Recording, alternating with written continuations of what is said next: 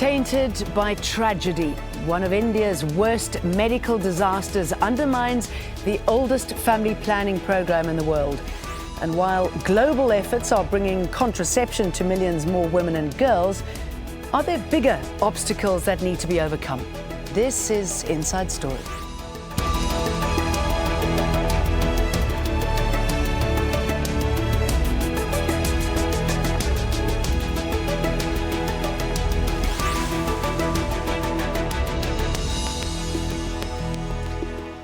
Hello, welcome to the programme. I'm Jane Dutton.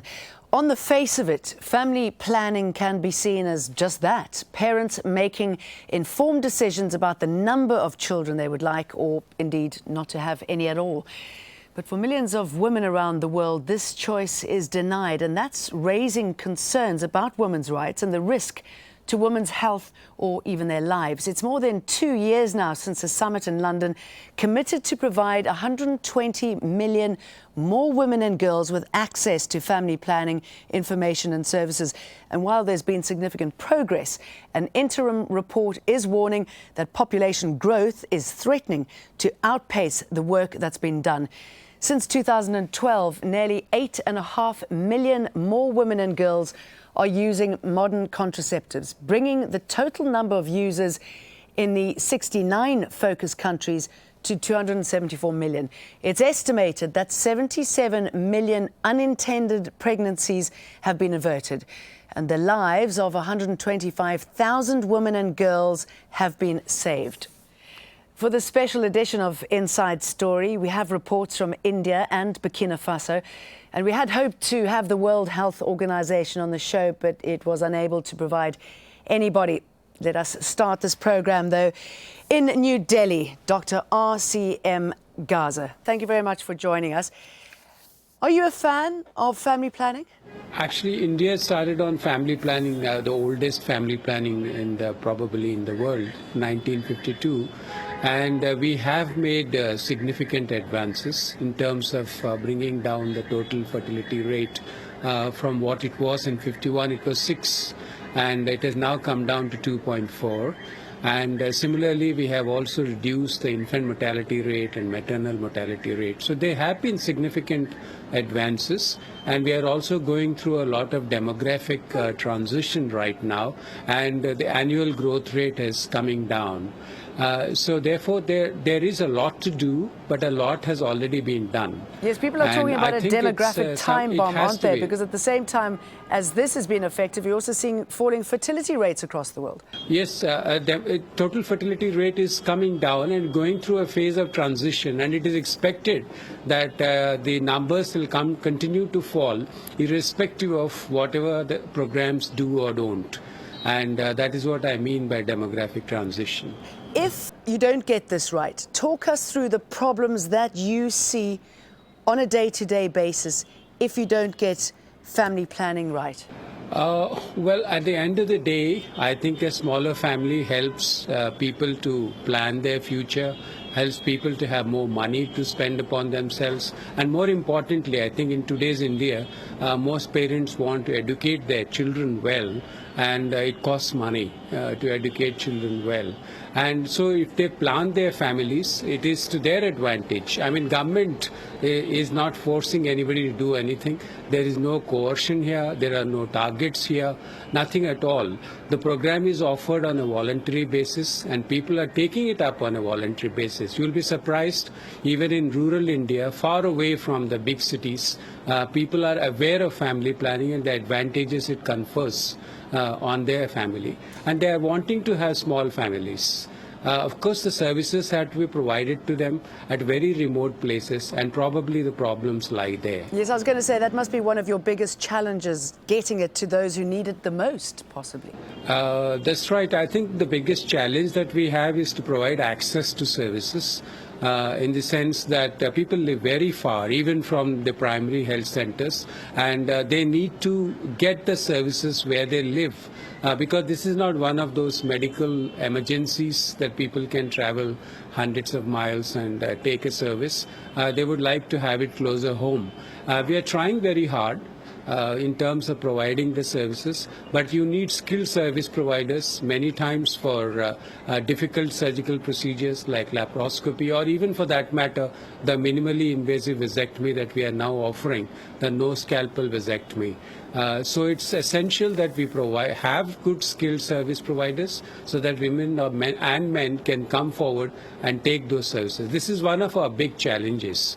Of course, pari passu, along with all this, we need to have the maternal mortality come down and the IMR, the infant mortality rate, also come down, because that adds to the confidence in the family planning program. Yes, and I believe we are getting it right. Sorry, excuse me, jumping in there, more about vasectomy a little bit after. The story that I want to tell you, the recent deaths of 14 women who had sterilization surgery in India has cast a spotlight on the country's family planning program and also on attitudes towards women in a strongly patriarchal society. Faiz Jamil reports now from New Delhi. Samad and Kanta Kumar Genla are loving parents to their children, but they decided that 5 children were enough for their family, and Samad underwent sterilization. The idea of Kanta being sterilized was quickly ruled out. I thought about it, but I'm a working man. I already have pain in my back, so I decided not to have the procedure. Fear of complications and loss of strength are why government statistics show that 95% of all sterilizations in India are performed on women. This despite it being a surgery with risks. Just this month, 14 women died and dozens more were left in critical condition in the state of Chhattisgarh after being sterilized at a temporary government family planning center. These incidents continue despite the fact that male sterilizations are done by a simple, non-invasive procedure. First day I was feeling a little bit... It's the same procedure that Rahul Jain underwent 7 months ago without issue. I am leading a very happy life. Medically, physically, there are nothing happened. Whatever I have heard about it, that people will have some tiredness or they will not be able to do the hard work. There is no such problem. But men like Jan are increasingly one of the few being sterilized. In 2008, more than 800 men attended a yearly sterilization center here in New Delhi. But that figure has steadily fallen to fewer than 160 last year.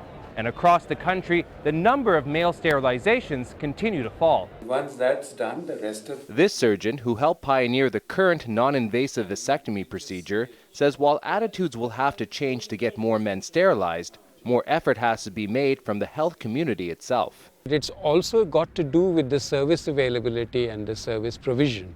In the sense, we could work harder to get men forward for sterilization.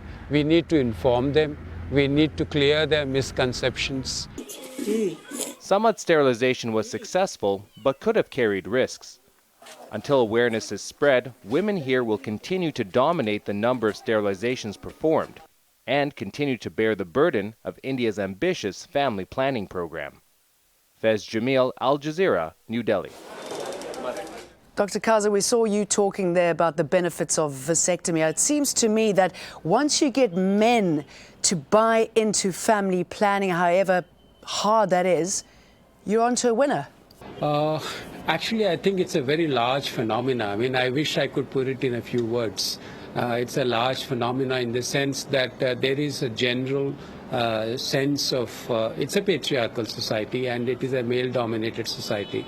And naturally the attitudes have to change, and that is not only in men.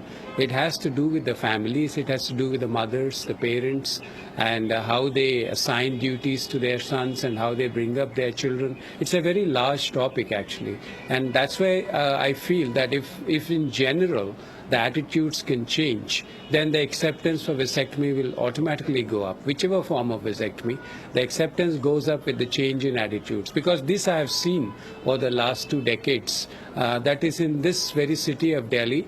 Earlier on, very few men used to come forward for vasectomy. But now I find that those who are working in the corporates, those who are working in the information industry and highly educated men, most of them feel that it is they who should come forward and get the vasectomy done, because it's so much simpler than subjecting their wives to this procedure. So obviously education has played a role, and science and knowledge plays a role, And then this kind of thing has to happen on a pan-national phenomena. Yes, there are fears. Men are always afraid of anything around their genitals, and this is so all over the world. This is so all over the world. And even in countries which are advanced like US or UK, the percentages are not what they wish them to be. Okay. So it is so in India too. I was going to ask you about the sort of government intervention that countries like India can expect. I've got a good statistic here that every dollar spent on family planning, and this comes from Bill and Melinda Gates Foundation, can save governments up to $6 per person. So, I mean, all of that money saved could be spent on better housing, on education, on sanitation. So it's a no-brainer as far as governments are concerned, isn't it? The government of India has not de-emphasized those sectors which you mentioned. As a matter of fact, a lot of money is being spent on welfare programs. We are spending what we definitely can spare on family planning. And when we look at family planning in the overall context, if you see that people are generally wealthier and happier because of family planning, they're also going to invest in their health and in their homes and in education. That's all going to happen automatically. I'm not the one to say that family planning is going to change the entire social scenario. It's one of the important aspects. And I personally feel that if it's taken as one of the things that we ought to be doing, then it will do a good job. And that's what I feel is happening here in the government systems. Now, I want to talk more now about some of the positives stemming from the Family Planning 2020 program. One success story is the rollout of a new form of injectable contraceptive in Niger, Senegal and Uganda, and also in Burkina Faso, as Al Jazeera's Harry Matassa has been finding out. Nurse Kadidia Diallo says Sayana Press is empowering women in Burkina Faso. The new contraceptive has a smaller needle, and the drug is administered by squeezing the plastic bubble. I had a cesarean. My doctor said I have to wait 3 years before I can get pregnant again. I need this. I take one injection every 3 months. The needle can't be reused, so there's no risk of infection. But there is a reason why Ajalatu doesn't want us to use her real name or show her face. Some women don't want their husbands to know that they're using contraceptives. So when they leave the house, they don't tell their men that they're going to the clinic. They say it just causes problems at home. Burkina Faso remains a very conservative society. Health workers say changing opinions and stereotypes is still sometimes difficult. There are some men who believe if a woman is taking contraceptives, she's going to sleep around and be promiscuous. That's why some men don't want their wives to protect themselves. It's just ignorance. But when we talk to them, some husbands change their minds. Sayana Press is slightly more expensive than the conventional pill, but it still costs less than $1. It's also more convenient. One injection protects you for 3 months. If you miss just one pill, you could get pregnant. School is out for today. Most of these girls say they want to go to university and have good careers, something many women across Africa don't get the chance to do. If a woman has a lot of children, like 5 or 6, it's a burden on the family, having to provide for all of them. She has to stay at home to take care of them. That sometimes means she can't have a career of her own. That's why for Ajalatu, Sayana is discreet and cheap, giving her and other women the power to choose when and how many children they want to have. Harry Matassa, Al Jazeera, Ouagadougou. And joining us now from Johannesburg is Dr. Ekenyele Dairo, Practice Manager of Sexual and Reproductive Rights at the United Nations Population Fund. Welcome. Thank you very much for joining us. We were talking about some of the positives stemming from the Family Planning 2020 program. What sort of impact have you seen of effective family planning and some of the dramatic changes and experiences that are out there at the moment? Well, a number of positive trends have started taking place. Number one, the number of African governments and many other governments that are committed to family planning. When we were at the Family Planning Summit in July 2012 in London, we didn't have as many, but about 29 more countries have indicated interest and support to that. A major development on that is President Museveni of Uganda, who, as at that time, was not fully convinced. But at the ICPD UNGAS, which is the General Assembly of the UN, in September this year, when he was there, he was the one that was advocating, now that he knows the benefit of family planning, that is the only way for a country like his to get the demographic dividend if they have the right investment into young people and reduce the number of very young children that are dependent on the working population. That's one. The second thing that has happened is the increase in the amount of money that developing countries and developed countries and partners and foundations have added to this. For example, the United Nations Population Fund has had an increase of almost about 20% to resources. After the Family Planning Summit, we've gone to about $640 million a year now for our programs, which focuses so much on family planning, women's health, and the development of young people. Another major thing that we are seeing is that the number of women and girls accessing family planning, that is, they're able to use it and they have more choices of the kind of method that they want, has increased, and that number has increased to about 8.4 million. Though we had anticipated that the figure might have been a bit more than that, but being the first year, we usually have that kind of situation in the first year of a program because we're just getting things on ground. But by the second year, we know that things would have gotten to a kind of where we'll be having a smooth sailing and more of the programs and interventions will be working. Another thing that we are seeing is that the brand of programs that are going on in our many countries, in terms of generating demand, the advocacy with high-level policymakers, the parliamentarians are getting more convinced that they now need to give more attention to these issues. Because the issue that is coming up now in many of the developing countries is because people have seen it that it's not just ordinary people that matter. It's the quality of the people that we have. It's just not the number of the people that we have, but the quality of the people that we have that matters. And we're beginning to see that many of our governments are supportive of that. Well, that's certainly I also want to add news. to the fact that... Sorry, can I just jump in here? Because I should imagine that this must have a dramatic impact on the black market abortions that we are seeing. I was shocked to find out that something like 1 in 4 women in developing countries have to resort to this. Well, I'm happy you used the word dramatic effect because if you look at even countries like where we are located in East and Southern Africa, in South Africa, you see that young people in the past, when they did not have access to family planning or contraceptives, they have been using other clandestine abortion as means of abortion. I once remember that the Minister of Health of this country made reference that he's really concerned about the number of abortions that some young people are going to. Some of them go there about 2 or 3 times a year as a means of contraception. And to him, that should not be. And that is the basis on which South Africa has gone to relaunch their family planning policy and program.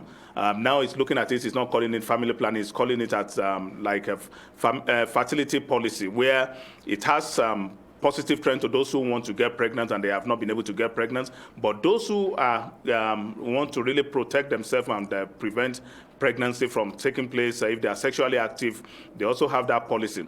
So we're having those kind of trend that is happening. Sure. So excuse me interrupting. I thought you'd stop. I should imagine it's quite difficult trying to find a one policy fits all when you're dealing with family planning, because there's so many sensitive cultural issues when it comes to this. Yeah. I agree. It's difficult to have a one policy that fits everybody, but you can have a policy that is encompassing of all the strategies that will meet the needs of everyone. For example, the family planning policy of South Africa has that policy that provides contraceptives and choices for young people who are sexually active.